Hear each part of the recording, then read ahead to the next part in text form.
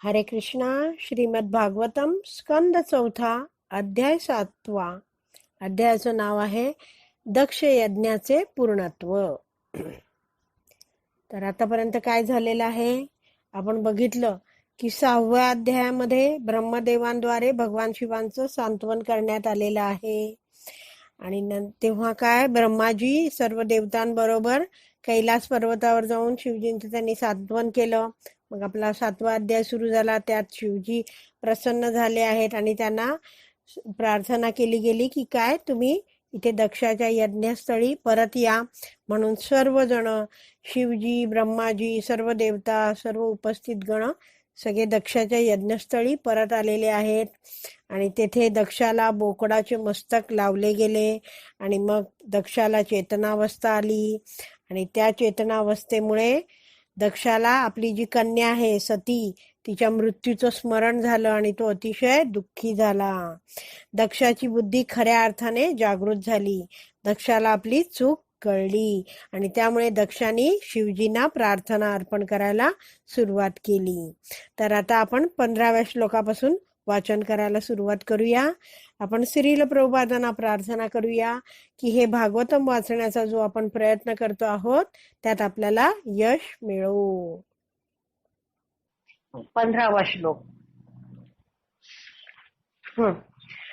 दक्ष म्हणतोय शिवजींना, मला तुमचे संपूर्ण महात्म्य ज्ञात नव्हते म्हणजे माहित नव्हते आणि याच कारणास्तव मी भर सभेमध्ये तुमच्यावर कठोर शब्दांच्या बाणांनी आघात केला. हे कधीच पहिला दक्ष यज्ञ होता आणि शिवजी ध्यानात बसले होते, ब्रह्माजी होते, इतर देवदेवता ऋषी होते आणि दक्षाने प्रवेश केला तेव्हा सगळे उठले.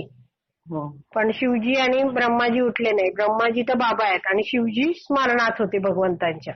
त्यावेळी काय केलं त्यांनी, काय केलं होतं, मी तुमचं महात्म्य, तुम्ही किती महान आहात, तुम्ही कसे भगवंतांच्या स्मरणात गुंग असता हे मला माहिती नव्हतं सगळं. म्हणून मी तुमची कठोर शब्दांच्या बाणांनी आघात केला तुमच्यावर. तथापि तुम्ही त्याकडे लक्ष दिले नाही. त्यावेळी बघा शिवजींनी काहीच त्यांना बोललं नाही. शिवजी शांत होते. तुमच्या सर्वोत्तम आदरणीय पुरुषाची अवज्ञा केल्यामुळे मी नरकामध्येच जाणार होतो. पण तुम्ही माझ्यावर अनुकंपा केली, तुम्ही दया दाखवली माझ्यावर आणि मला दंड देऊन माझं रक्षण केलं. तुम्ही जर असा दंड नसता दिला तर मला नरकातच जायला लागलं असतं. माझी तुम्हाला नम्र विनंती आहे की कृपया तुम्ही स्वतःच्याच कृपेने संतुष्ट व्हावे. तुम्ही स्वतःच काय व्हा, संतुष्ट व्हा. का? कारण माझ्या शब्दाने मी तुम्हाला संतुष्ट करण्यात असमर्थ आहे असं त्यांनी सांगितलं. तात्पर्य, जीवनातील प्रतिकूल व संकटमय परिस्थितीत सापडलेला भक्त नेहमीच ती परिस्थिती म्हणजेच भगवंतांची कृपा आहे असं समजून तिचा स्वीकार करतो. आपण परवा एक श्लोक पाहिला बघा, त्याच्यात हेच सांगितलं होतं 6व्या अध्यायाच्या अगदी शेवटी परवा म्हणजे 2 दिवसांपूर्वी पाहिला की तत्तेनुकंपा सुसंक्षमाणो. काय आहे, हा जो भक्त असतो जेव्हा संकटात असतो तो तेव्हा काय विचार करतो, तो ते संकट म्हणजे तो भगवंतांची कृपा समजतो, कोणाला दोष देत नाही. तो जाणतो की मी पूर्वी केलेल्या दुष्ट कृत्यांचं हे काय आहे, त्याच्यामुळे मला हे भोगायला लागतंय. मात्र तो काय करतो, भगवंतांची प्रार्थना भक्ती करतच राहतो आहे त्या परिस्थितीमध्ये आणि विचलित होत नाही. वास्तविकपणे दक्षाने भगवान शिवांविरुद्ध योजिलेले अपमानकारक शब्दच त्याला शाश्वत काळासाठी नारकी जीवनामध्ये टाकण्यास पुरेसे होते. त्याने इतकं वाईट बोललं होतं दक्षाने शिवांबद्दल की तो शाश्वत काळासाठी म्हणजे अगदी खूप प्रचंड अगदी कायमचा नरकातच जाण्यास, नारकीय जीवन जगण्यासाठी पुरेसं होतं ते त्याचं बोलणं शब्द तसे. तथापि म्हणजे परंतु भगवान शिवानी त्यांच्यावर अनुकंपा म्हणजे कृपा करून त्याच्या अपराधांचं क्षालन व्हावं, म्हणजे अपराध नष्ट व्हावेत, अपराध धुवून जावेत यासाठी त्याला शिक्षा केली. राजा दक्षाला याची जाणीव झाली आणि भगवान शिवांच्या औदार्यपूर्ण वर्तनाने म्हणजे काय त्यांनी कृपा केली म्हणून त्या वर्तनाने उपकृत झाला. तो उपकृत झाला म्हणजे काय, त्याला आशीर्वाद मिळाला, त्याच्यावर कृपा झाली. उपकृत म्हणजे कृपा प्राप्त असा तो झाला. त्याला आपली कृतज्ञता व्यक्त करायची होती, त्याला थँक्यू म्हणायचं होतं, धन्यवाद म्हणायचे होते शिवजींचे. काही वेळा वडील आपल्या मुलाला शिक्षा करतात आणि मूल जेव्हा मोठे होऊन जाणकार होते तेव्हा त्याला समजते की आपल्या पित्याची शिक्षा ही प्रत्यक्षात शिक्षा नसून कृपाच होती. आधी लहानपणी वाटतं की अरे बाबा असा दंड देत आहेत तसा दंड देत आहेत, लहानपणी कळत नाही हे का असं होतंय, आपल्याला वाईट वाटत असतं. पण जेव्हा मूल मोठं होतं जाणकार होतं तेव्हा लक्षात येतं अरे बाबांनी मला ही शिक्षा केली होती ती काय आहे, शिक्षा नव्हती. तेव्हा त्यांनी मला वाईट संघापासून वाचवलं, बरं झालं, त्यामुळे आता मी व्यवस्थित शिकू शकलो आणि आता मी चांगल्या रस्त्यावर चाललो आहे. त्याप्रमाणे भगवान शिवांनी आपल्याला दिलेली म्हणजे दक्षाला दिलेली शिक्षा हे त्यांच्या कृपेचेच म्हणजे शिवजींच्या कृपेचे एक प्रकटीकरण असल्याचे दक्षाने जाणले. त्याची भावना म्हणजे दक्षाची भावना म्हणजे कृष्ण भावनेच्या मार्गावर प्रगती करीत असलेल्या व्यक्तीचे एक लक्षण आहे. काय केलं त्याने, त्याची भावना कशी झाली, आता कृष्ण भावनेच्या मार्गावर तो प्रगती करायला लागला. कारण त्यांनी आदर कोणाला दिला, शिवजींना दिला.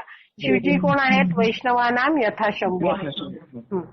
असे म्हटले जाते की कृष्ण भावनाभावित भक्त जीवनातील दुःख स्थिती ही भगवंतांची अवकृपा आहे असं कधीच समजत नाही. म्हणजे मला दुःख आलं म्हणजे आता काय भगवंत माझ्याकडे दुर्लक्ष करतात असं तसं म्हणायचं का नाही.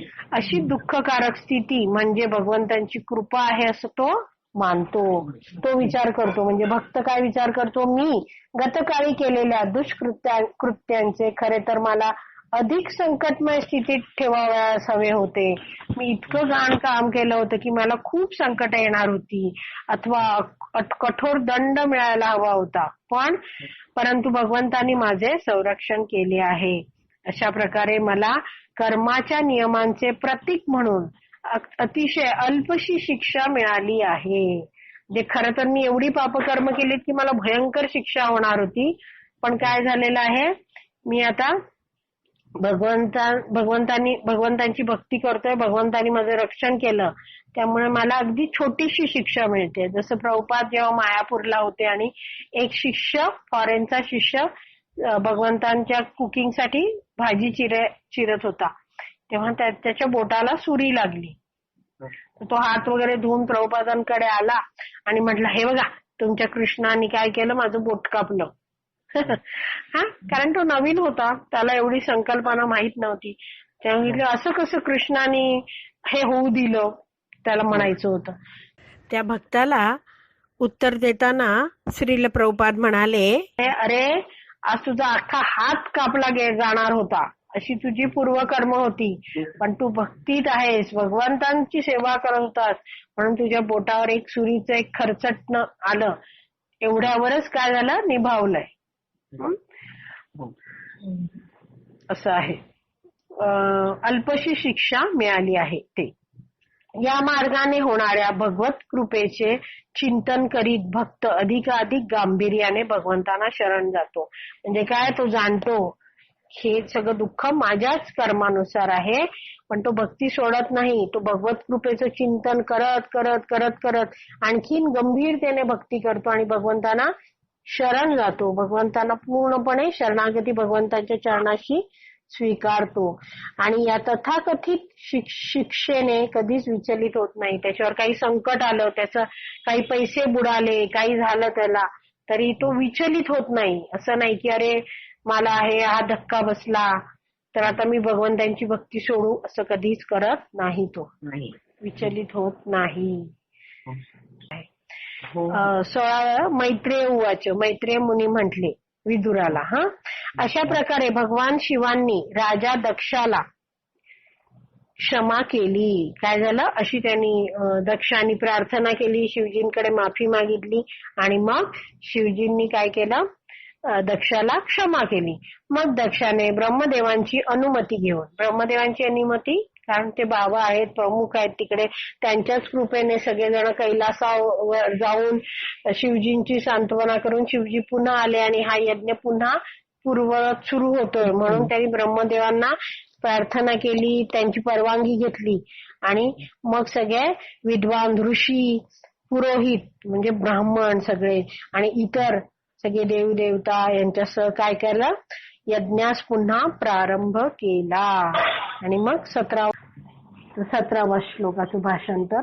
त्यानंतर यज्ञाची कार्ये पुन्हा चालू करण्यासाठी ब्राह्मणांनी वीरभद्र आणि शिवांचे इतर भूत प्रेतादी अनुयायी यांच्या स्पर्शामुळे दोषयुक्त झालेली यज्ञभूमी शुद्ध करण्याची प्रथम व्यवस्था केली. तर तुम्ही जर 17वा श्लोक बघितला ना, तर त्याचा शेवटचा शब्द आहे वीर संसर्ग शुद्ध ये. वीर संसर्ग शुद्ध आहे म्हणजे कोण, वीरभद्र प्रकट केला होता ना शिवजींनी आपल्या जटेतून.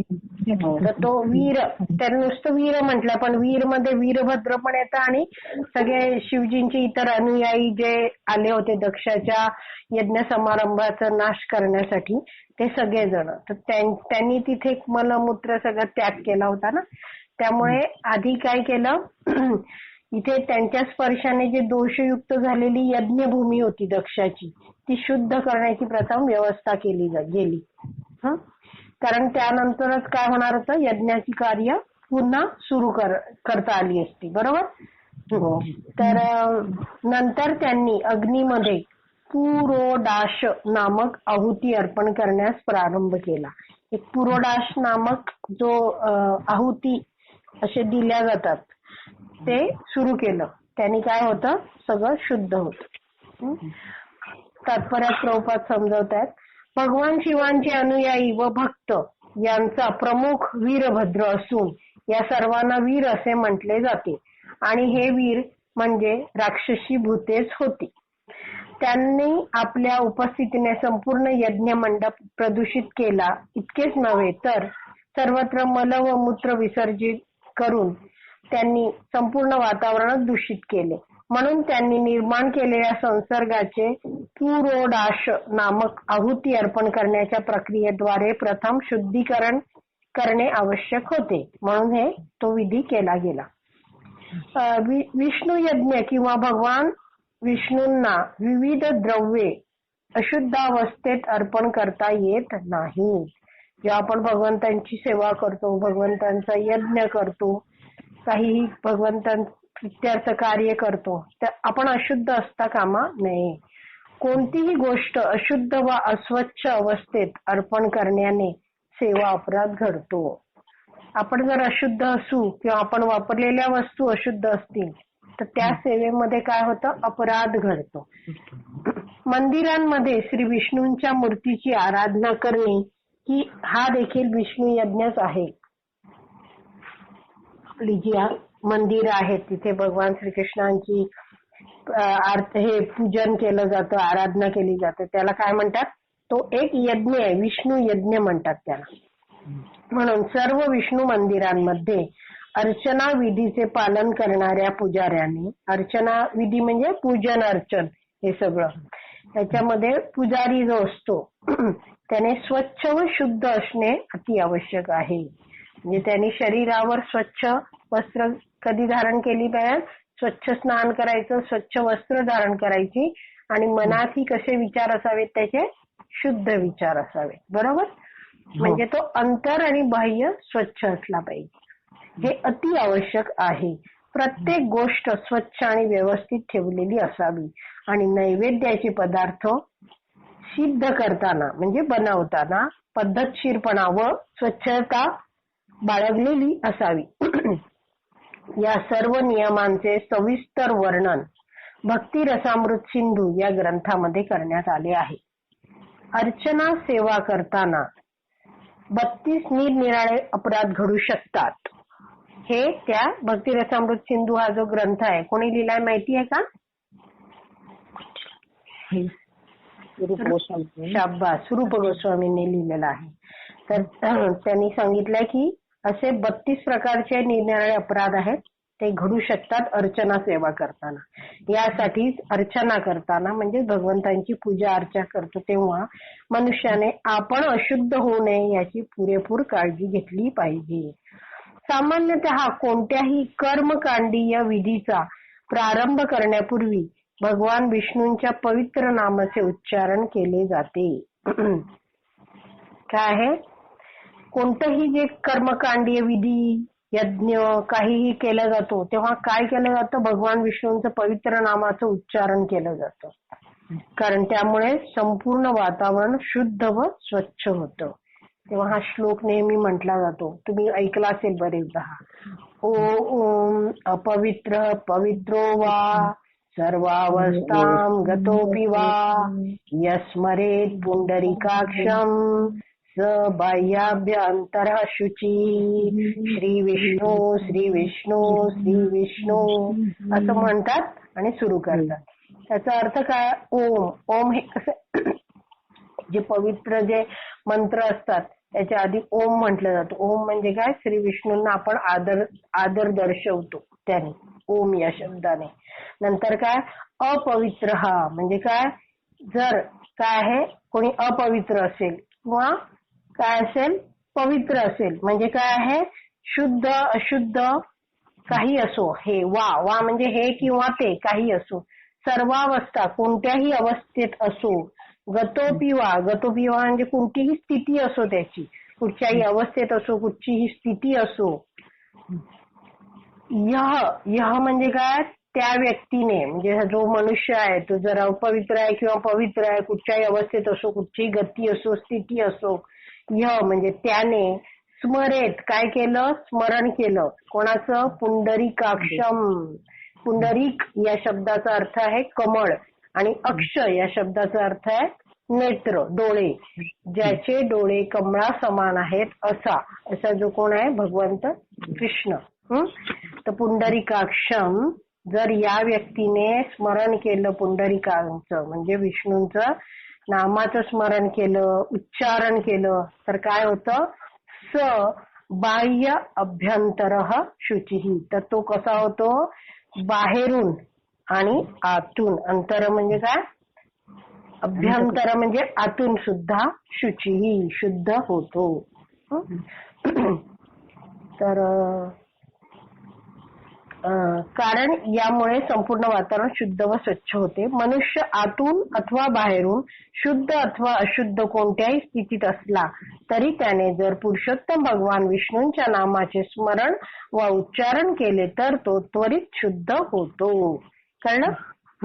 भगवान शिवांचे अनुयायी व त्यांचा प्रमुख वीरभद्र यांच्या यज्ञ मंडपातील उपस्थितीमुळे संपूर्ण यज्ञस्थळच अपवित्र झाले होते आणि म्हणून ते स्थळ पवित्र करण्याची आवश्यकता होती.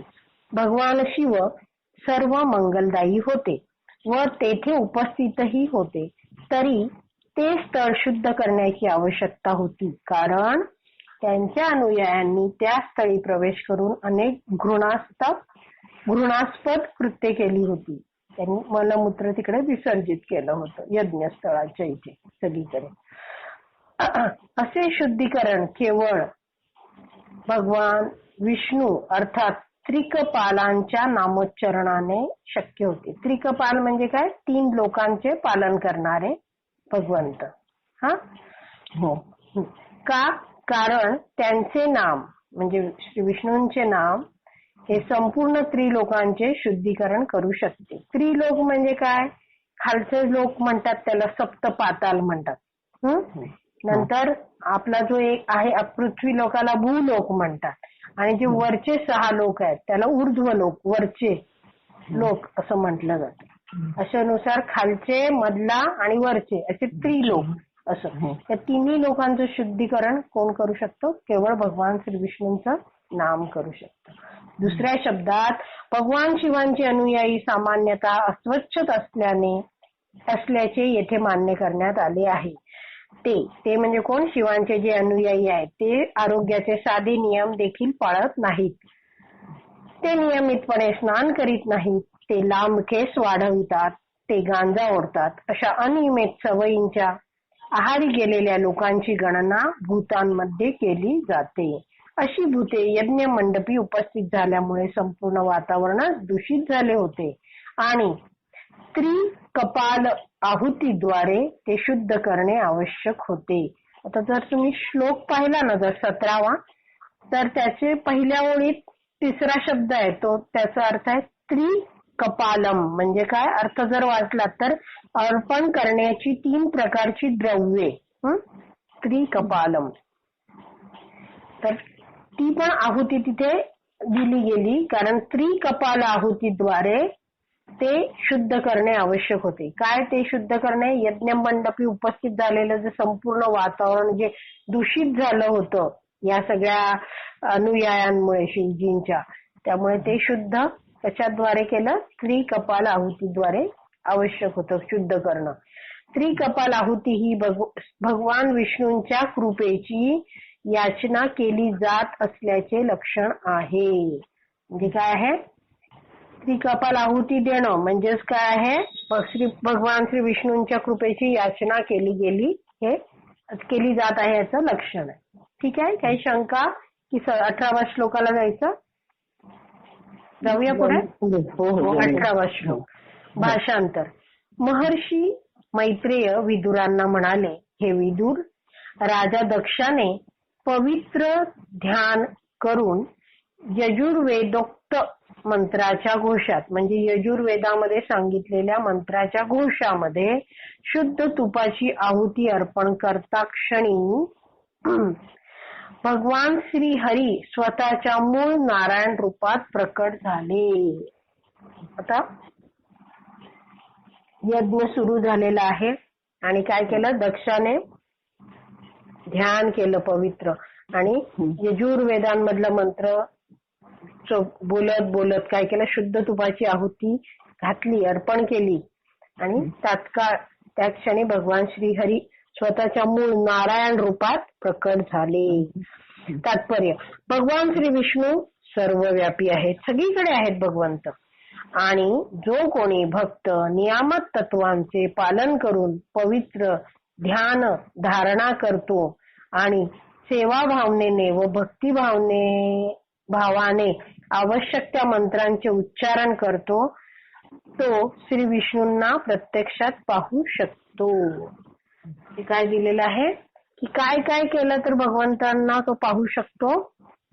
तो जेव्हा भगवंतांचं पवित्र हे आधी नियम पाळतो, नंतर त्यांचं ध्यान करतो, धारणा म्हणजे भगवंतांचं नामस्मरण करतो, सेवा भावनेने भक्तिभावाने आवश्यक त्या मंत्रांचं उच्चारण करतो, तेव्हा काय होतं?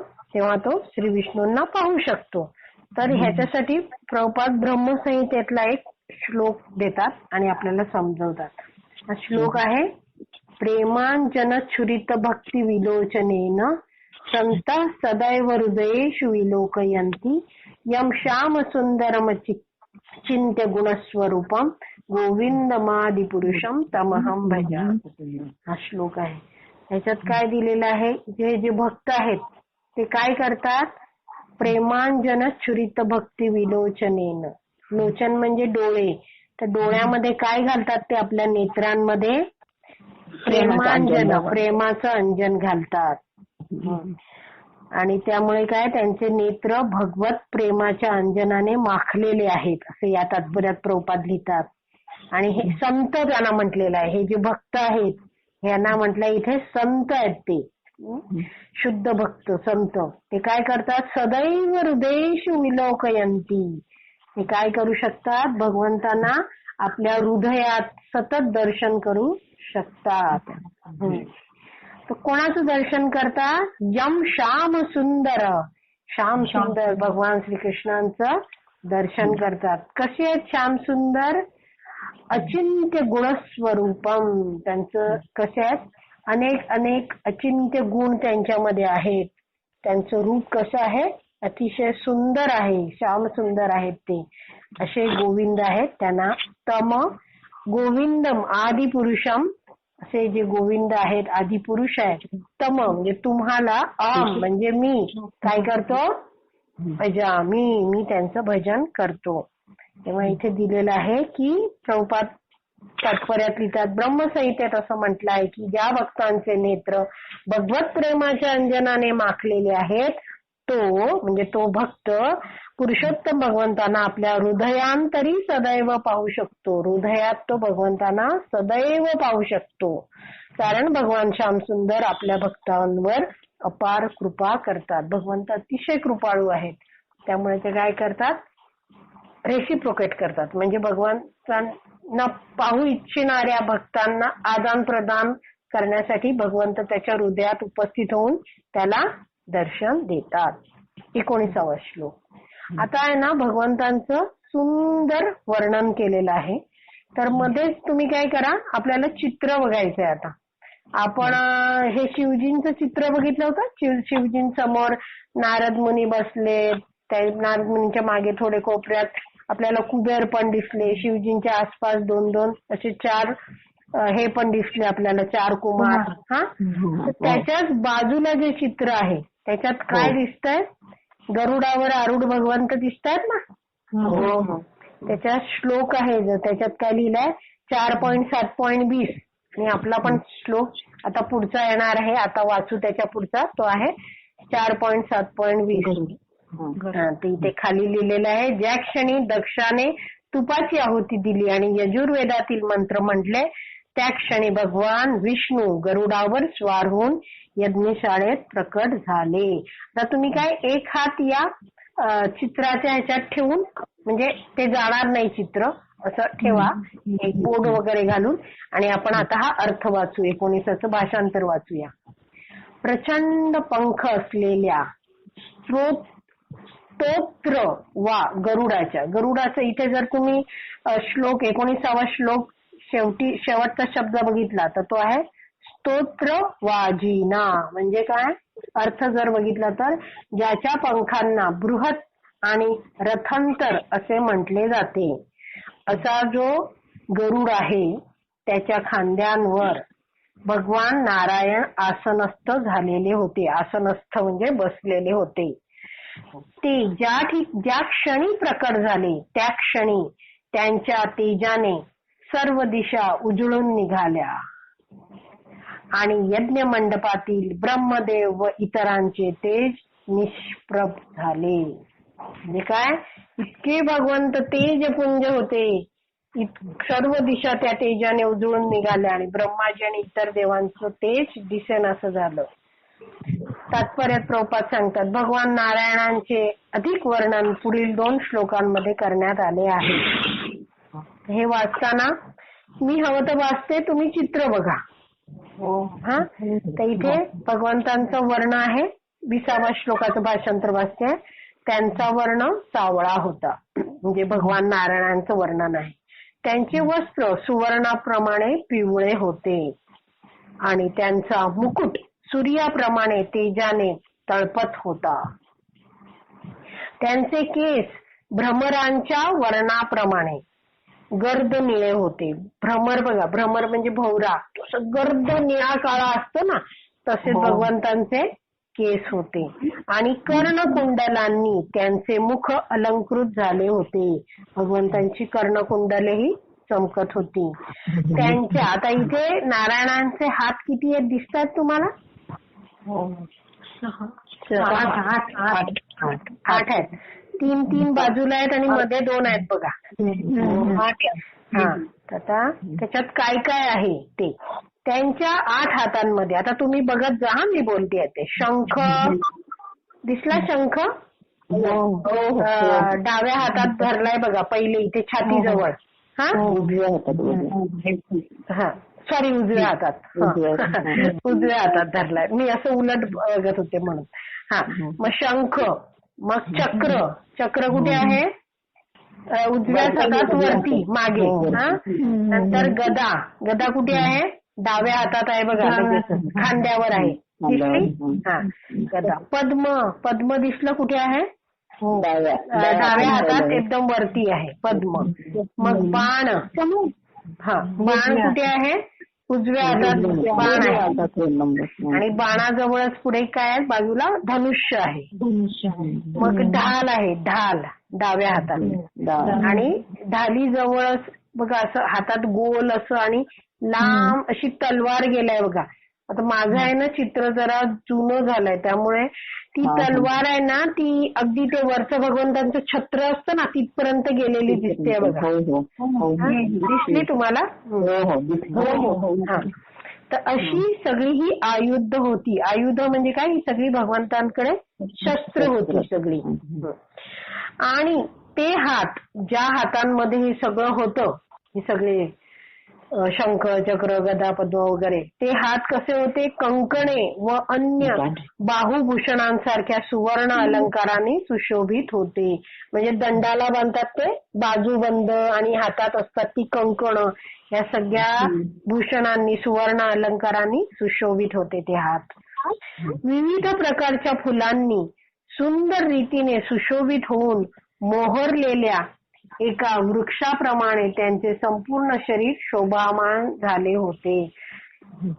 जसं एखादा सुंदर वृक्ष आहे आणि त्याच्यावर सर्व ठिकाणी काय आहे? सुंदर फुलं आलेली आहेत, मोहर आलेला आहे सगळा, आणि अतिशय सुंदर अशा वृक्षाप्रमाणे भगवंत खूप शोभामान दिसत होते, शोभायमान दिसत होते. तात्पर्य, आता आपण तात्पर्य वाचूया या श्लोकामध्ये. आता ह्याच्यात आहे ना, त्यांनी या हे जे भगवंत आले आणि त्यांचं तेजाने सगळं उजळून गेलं आणि हा 20वा श्लोक, ह्याचं सगळ्याचं प्रभुपाद ह्याच्यात वर्णन करतायत.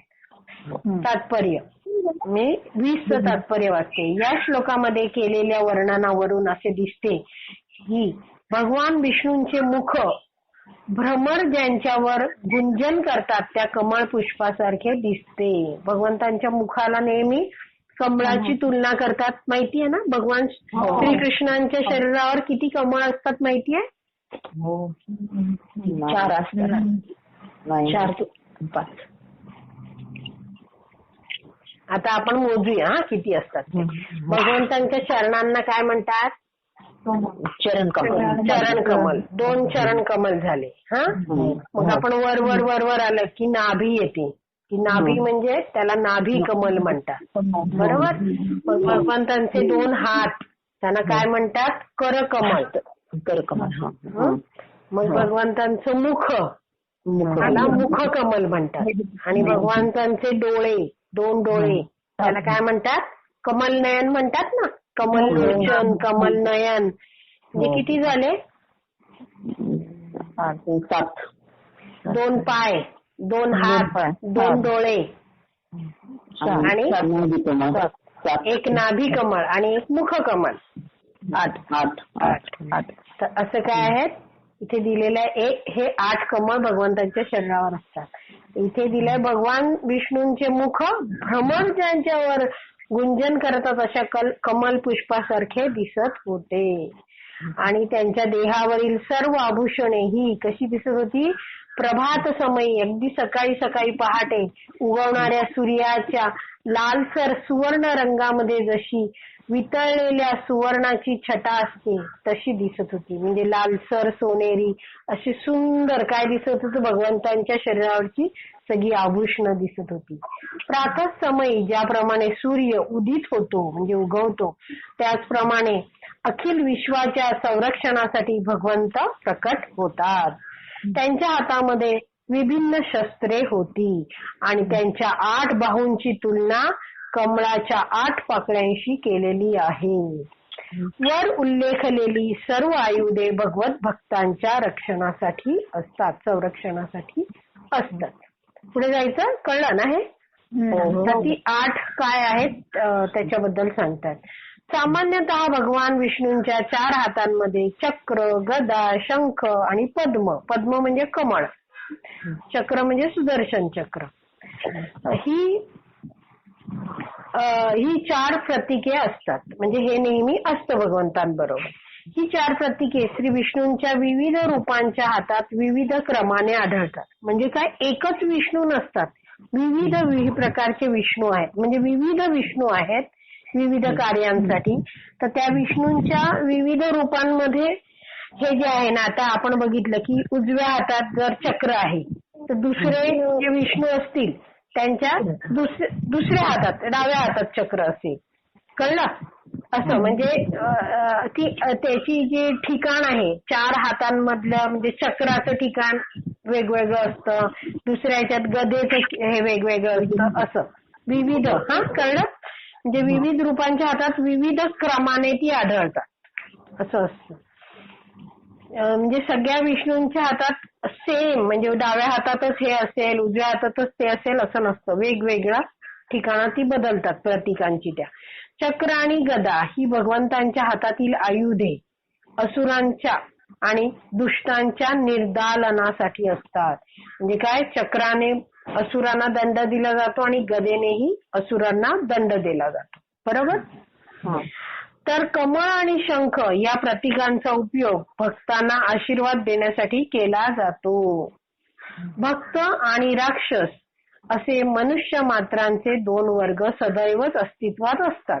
ते एवढं इथपर्यंत कळलं ना सगळं. आता भगवद्गीतेतला एक श्लोक प्रभुपाद सांगतात. भगवद्गीतेतला 4.8 जो श्लोक आहे, परित्राणाय साधूनाम विनाशायश्च दुष्कृताम, त्याच्याबद्दल सांगतात की यामध्ये सांगितल्याप्रमाणे भगवंत भक्तांच्या रक्षणासाठी, परित्राणाय साधूनाम, परित्राणाय म्हणजे रक्षण कोणाचं, साधूनाम म्हणजे भक्तांचं, आणि विनाशायच दुष्कृताम विनाश करणार आहे. कोणाचं विनाश, दुष्कृताम जे वाईट वागणूक करतात असे असुर आहेत, त्यांच्यासाठी काय असतं, भगवंत नेहमीच सिद्ध असतात.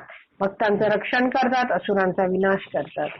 या भौतिक जगामध्ये राक्षस आणि भक्त हे दोन्ही वर्ग आढळतात, परंतु आध्यात्मिक जगामध्ये असा भेद आढळत नाही.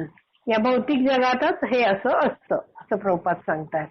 दुसऱ्या शब्दात भगवान श्री विष्णू हे भौतिक आणि आध्यात्मिक अशा दोन्ही जगांचे स्वामी आहेत. भौतिक जगामध्ये जवळजवळ प्रत्येक जणच राक्षसी प्रवृत्तीचा असतो. परंतु या राक्षसी प्रवृत्ती म्हणजे मेनली काय माहिती का, माझं सगळं मी सांगणार ते झालं पाहिजे, सगळ्यांवर मी नियंत्रण करणार, मी शहाणा, मी मोठा, मलाच सगळं कळतं, सगळ्यांनी माझ्या अधिपत्याखाली राहिलं पाहिजे. हुकुमशाही जी अशी वृत्ती असते ती काय असते, भोग वृत्ती, ती कशी असते, राक्षसी असते. आणि जी आध्यात्मिक म्हणजे जे भक्त आहेत ते काय असतात, त्यांचे जीवन कसं असतं, भगवंतांशी संबंधित असतं. परंतु या जगामध्ये काही भक्तही आढळतात आणि ते जरी भौतिक जगामध्ये उपस्थित असल्याचे भासले तरी आध्यात्मिक जगामध्ये नित्य स्थित असतात. ते काय, एक खूप महत्वाचं वाक्य दिलंय. पहिलं जर प्रभुपाद काय म्हणतात की भौतिक जगात राक्षस आणि भक्त असतात, पण आध्यात्मिक जगामध्ये असा भेद नसतो. दुसऱ्या शब्दात सांगितलंय की विष्णू हेच काय आहेत, भौतिक आणि आध्यात्मिक जगांचे स्वामी आहेत. भौतिक जगात सगळेच जण राक्षसी वृत्तीचे आहेत, पण याच भौतिक जगात काही भक्तही दिसतात आणि ते आता भौतिक जगात आहेत, पण कसे आहेत, ते इतकी भक्ती करतात, ते सदैव भगवंतांच्या स्मरणात इतके मग्न असतात, ते प्रेमाने भगवंतांचं दर्शन घेऊ इच्छितात. त्यामुळे भगवंत त्यांना सदैव हृदयामध्ये दर्शन देत असतात. त्यामुळे काय होतं, असे जे भक्त आहेत ते आध्यात्मिक जगतामध्ये नित्य स्थित असतात. म्हणजे इथे जरी आहेत तरी ते मनाने कुठे आहेत, भगवत धामात आहेत. भक्तांचे स्थान नित्य दिव्यच असते आणि भगवान श्री विष्णूंद्वारे त्यांचे सतत संरक्षण केले जाते. पुढे जायचं 21वा श्लोक. भगवान श्री विष्णूंचे सौंदर्य असाधारण होते, कारण भाग्यदेवी लक्ष्मी आणि वनमाळा या त्यांच्या वक्षस्थळावर विराजमान होत्या. बघा, भगवंतांच्या वक्षस्थळ जे छाती आहे त्याच्यावर नेहमी लक्ष्मी देवींचा वास असतो. त्यामुळे श्रीवास पण म्हणतात. तर म्हणजे श्रीचा वास आहे ज्याच्या छातीवर ते श्रीवास असं पण म्हटलं जातं. आणखीन काय असतात, वक्षस्थळावर वनमाळा, भगवंतांच्या गळ्यात सुंदर सुंदर फुलांच्या माळा असतात, त्या विराजमान झाल्या होत्या, म्हणून भगवंतांचं सौंदर्य असाधारण होतं असं सांगितलंय. अखिल जगताला आणि विशेषत्वाने भक्तांना मंत्रमुग्ध करणाऱ्या स्मित हास्याने त्यांचे मुख सुंदर रीतीने शोभायमान झाले होते. भगवंतांनी सगळ्यांकडे काय केलं, स्मित हास्य दिलं. आणि त्यामुळे काय झालं, सगळेजण मंत्रमुग्ध झाले, सगळे भक्त, आणि सगळे जगही त्यांच्याकडे आकर्षित झालं. भगवंतांच्या दोन्ही बाजूस तुम्ही जर पुन्हा जर चित्र बघितलं ना, एकदा बघा बरं.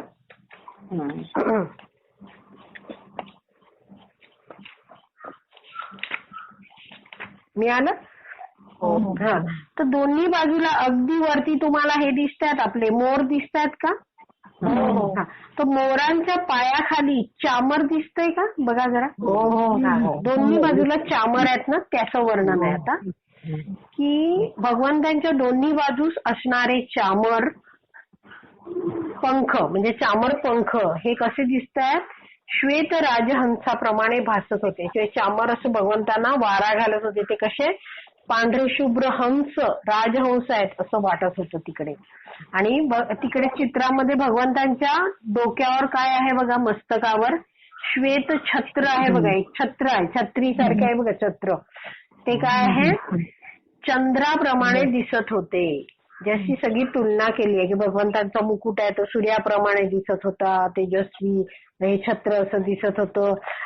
जे काय आहे ते चामर आहेत ते सुंदर राजहंसाप्रमाणे दिसत होते. अशी सगळे वर्णन केलेलं आहे.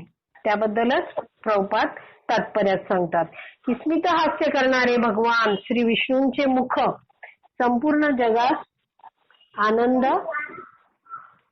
प्रदान करणारे आहे.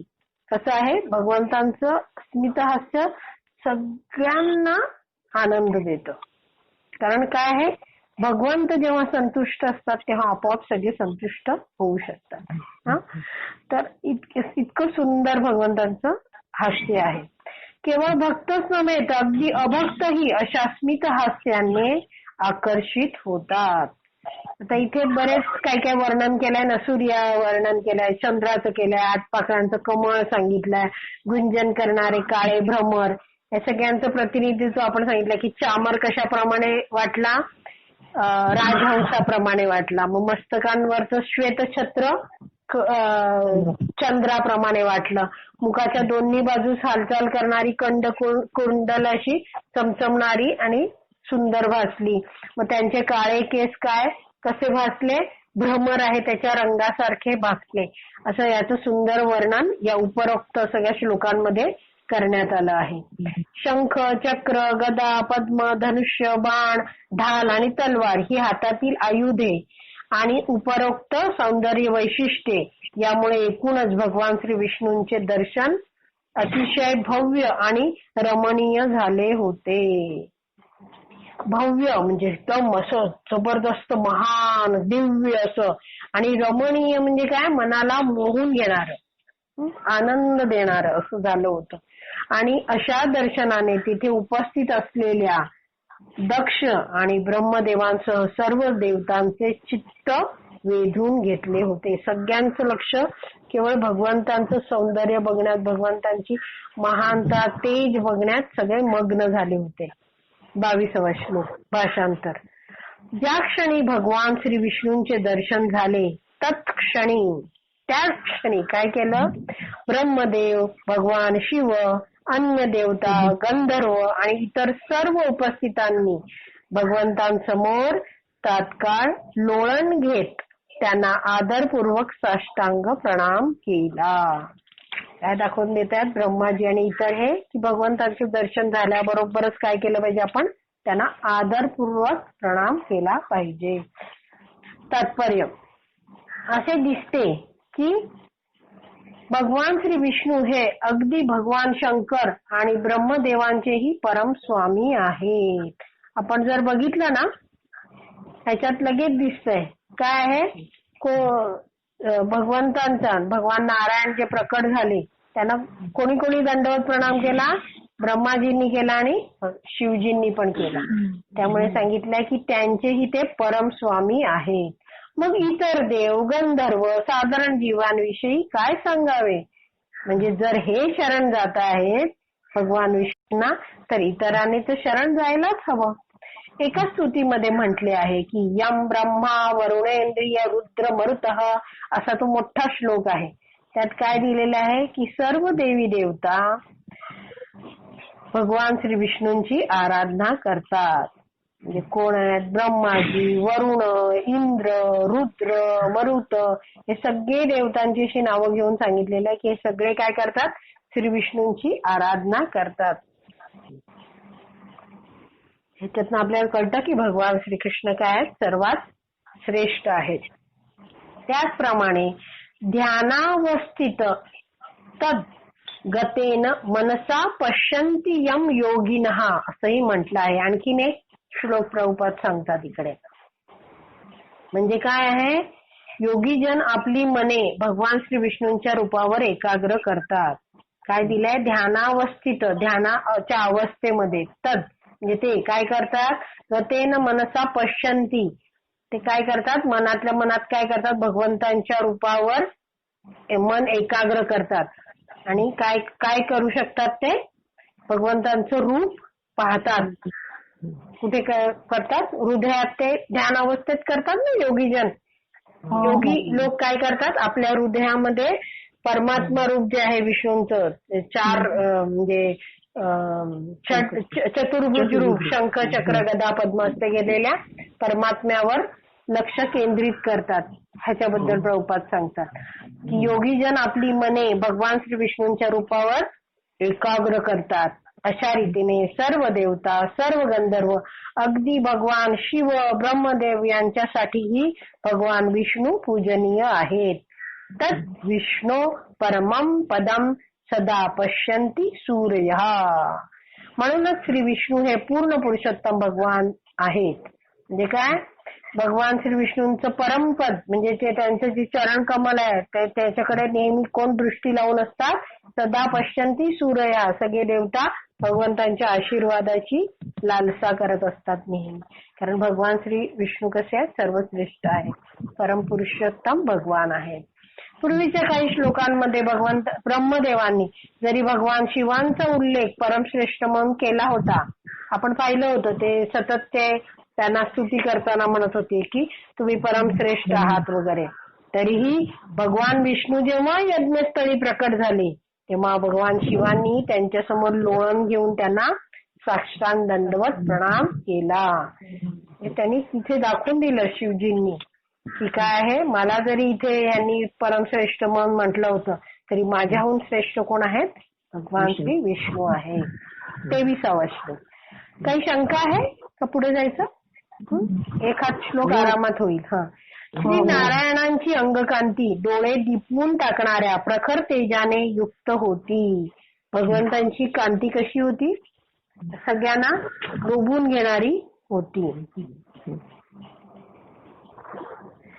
त्यामुळे यज्ञ मंडपातील प्रत्येकाचे तेज झाकोळून गेले. इतकं प्रखर तेज होतं की बाकी काही दिसेना, झाकोळून गेलं.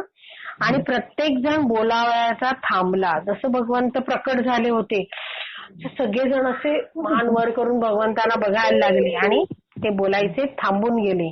आश्चर्य आणि आदराने भयभीत होऊन तेथील प्रत्येकाने आपल्या मस्तकावर हात जोडून भगवान अधोक्षजांची प्रार्थना करण्यास स्वतःला सिद्ध केले. मग आपण दोन्ही हात वर करून जो नमस्कार करतो ना आणि मस्तकावर ठेवतो सकाळी आणून, तसं त्यांनी हात जोडले सगळ्या देवतांनी आणि काय केलं? भगवान अधोक्षजांची प्रार्थना करण्यास स्वतःला सिद्ध केलं. अधोक्षज का म्हटलं जातं की काय आहे? ते आपल्या भौतिक इंद्रियांनी आपल्याला ते समजू शकत नाही, त्याच्या पलीकडे आहेत ते, त्यामुळे त्यांना अधोक्षज म्हटलं जातं.